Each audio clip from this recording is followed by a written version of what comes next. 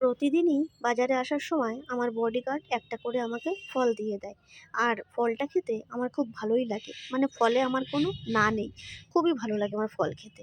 এখন কথা হচ্ছে রোজই একটা করে আমাকে ফল দেয় আর আমি সেটা দোকানে এসে টুকটাক কোনো খাবার খাওয়ার পরে একটা করে ফল খাবোই খাবো। সে যেকোনো ফল হোক। আর খাবো নাই বা কেন বলো? আমার প্রতিবেশীরা এত খারাপ, মানে আমার বাড়ির চারিদিকে এত থার্ড ক্লাস বানচোতরা বসবাস করে।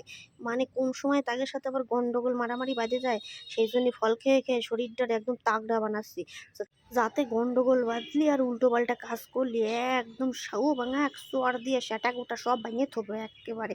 মানে কোনো দিক দিয়ে তারে আর আস্ত রাখবো না। ওই জন্যই প্রতিদিন একটা করে ফল খাচ্ছি, যাতে গ্লামারটাও ভালো থাকুক আর হচ্ছে কি আমার শরীরেও একটু জোর আসুক। নাহলে এগের সাথে পারবো না। এটা প্রত্যেকটার একটা করে বাঞ্ছত।